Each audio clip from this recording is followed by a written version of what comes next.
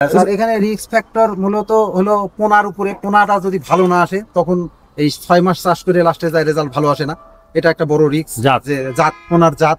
হ্যাঁ, কারণ আমরা যখন পোনা কিনতে যাই তখন সেই তার বাপ মা কি ছিল এটা দেখার কোনো সুযোগ নাই। যা বলবে তার উপরেই আমাদেরকে ডিপেন্ড করতে হয়। তো যে কারণে এই বিশ্বস্ত জায়গা থেকে পোনাটা কিনা, আবার বিশ্বস্ত জায়গা থেকে যখন পোনা কিনা হয় সেখানে ওই যে লোকটা বিশ্বস্ত সেও অনেক সময় ঠকে যায়। হ্যাঁ, তার কারণে আমরা এখানে ঠকে যাই।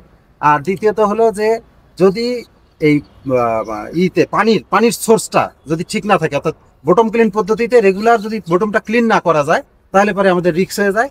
যে কারণে আমাদের আরেকটা কাজ করি সেটা হলো যে 10 দিন 15 দিন পর পর এই ট্যাঙ্কিতে নামার পরে পা দিয়ে এটা গোটাটাই নিচটা ঘোলাই নাড়া দিয়ে তারপরে পানিটা ছাড়ি। তাহলে তলের সাইডে যে ময়লা, আসলে অ্যাকচুয়ালি যতই স্লোপ করি সব ময়লা কিন্তু আসলে জমবে না।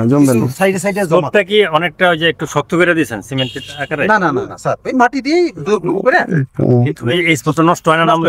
জি না, নষ্ট হয় না। তার কারণ উপরে পুরোটা একটু ত্রিপল আছে।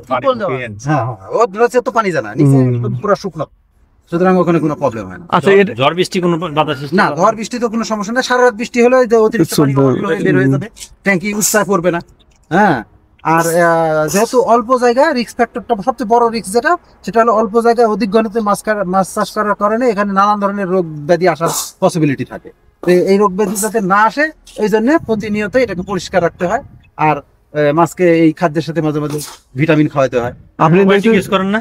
না স্যার, এটা প্রোবায়োটিক কভার। মেডিসিন কি ব্যবহার করেন এখানে? অসুখ-বিসুখের ক্ষেত্রে মেডিসিন বলতে প্রথমত পটাশ, জীবাণুনাশক হিসেবে পটাশ। জি। আর পোনাকে আমরা ভিটামিন সি খাওয়াই।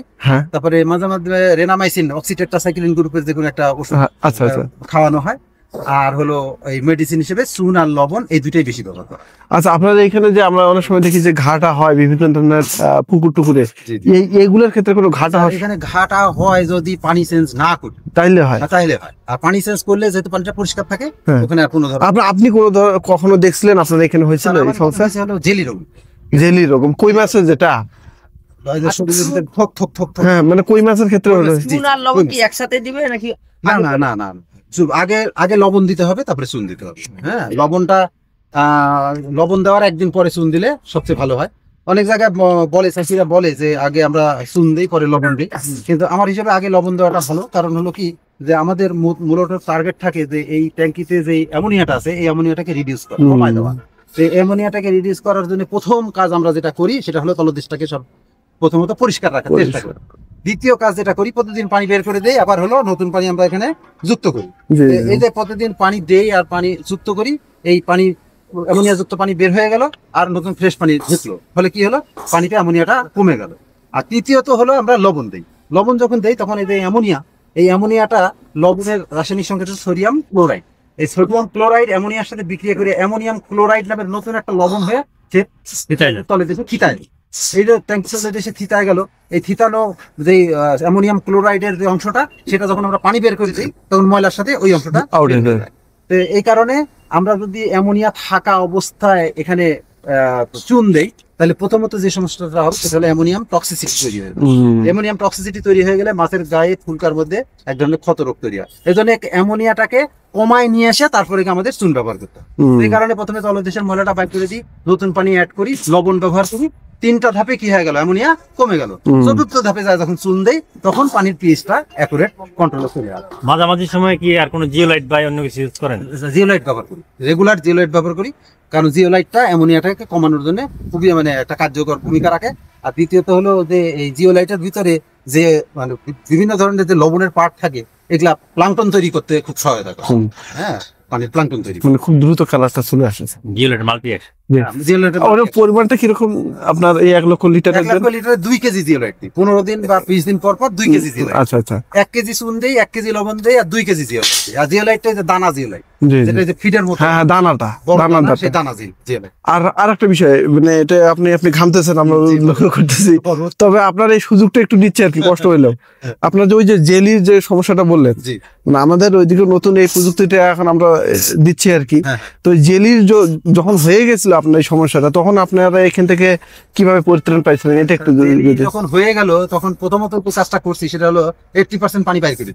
আচ্ছা, 80% পানি বাইর করে দেওয়ার পরে ওখানে ট্যাঙ্কটাকে 50% পানি দ্বারা ফিল আপ করছি। আচ্ছা 50% পানি দ্বারা ফিল আপ করার পরে ওখানে বিকেসি গ্রুপের বেনজাল ক্লোরিয়াম ক্লোরাইড বা প্যাথোনিল বা টিমসেন, হ্যাঁ এই বিকেসি গ্রুপের ওষুধটা 1 লক্ষ লিটারের জন্য 10 ml আজকে সন্ধ্যার সময় দিলাম।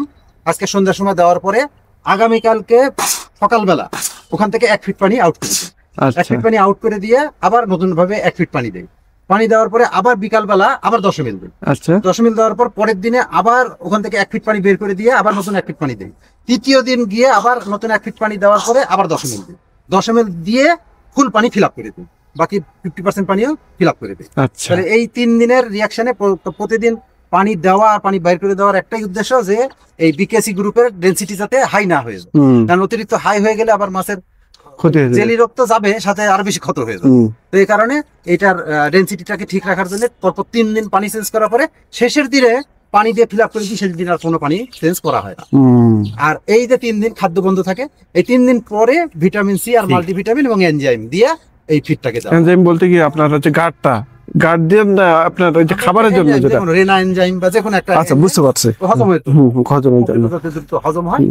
এই জন্য দেওয়া হয় হেপাটাইট বাড়ায়, জি স্যার সি হেপাটাইট বাড়ায়, ওইটা হজম করে দ্রুত আবার একটু আর কতটাকে রিকভারি করার জন্য এই ভিটামিন সি দিয়ে দিই।